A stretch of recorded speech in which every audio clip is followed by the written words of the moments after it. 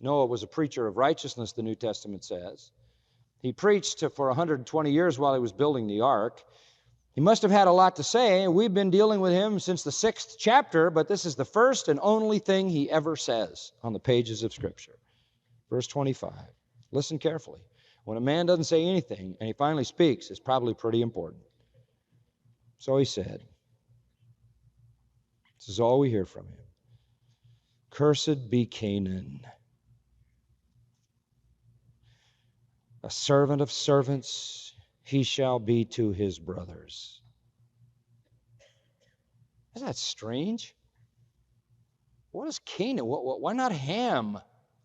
Why not? I've heard lots of people talk about the curse of Ham. There isn't any such thing. You ever hear people talk about the curse of Ham? Ham wasn't cursed. Canaan was cursed. And who is he? The fourth son of Ham, the youngest of the four. Over in chapter 10, verse 6, he comes after Cush and Mizraim and Put. Why pick on him? Why does God sovereignly attach this curse to this one son? Well, let me tell you why. Believe me, the literature is massive on this discussion. And I read till I was back full circle and started reading more of the same that I'd already read. But it's a big circle. And I will tell you what my conviction about this is. I believe that he couldn't curse Ham because Ham was a righteous man. And to be God's child and to be declared righteous and to be granted grace is to escape the curse. If he escapes the flood, how can he possibly be cursed? Well, you say he could have cursed Cush, and he could have cursed Mizraim, and he could have cursed Put. Yeah, but he didn't, which leads me to the conviction that it is very likely that those three boys were also righteous. That they too knew God and loved God and served God and by grace were declared righteous.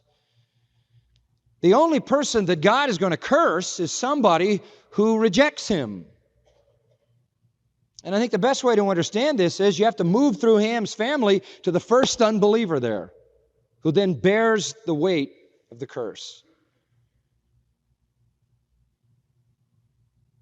So here what you have is Noah's only statement, and the only thing he ever says turns out to be his last will and testament.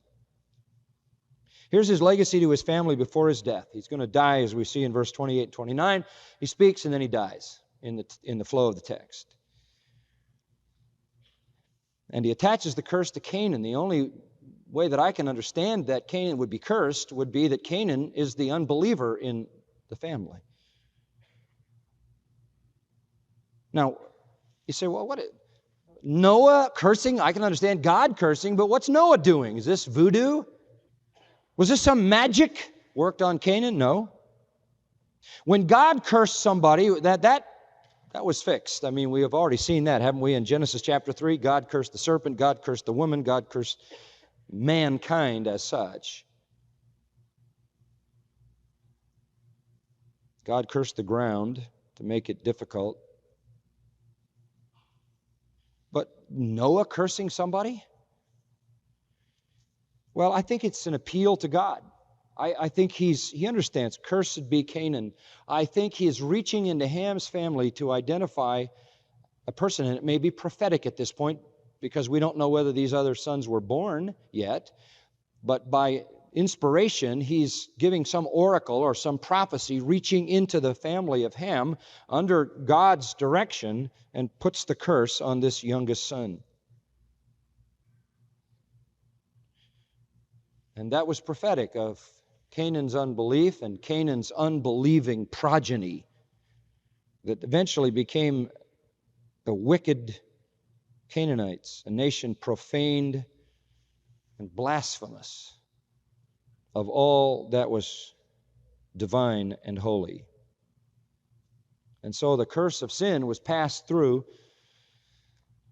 to Canaan.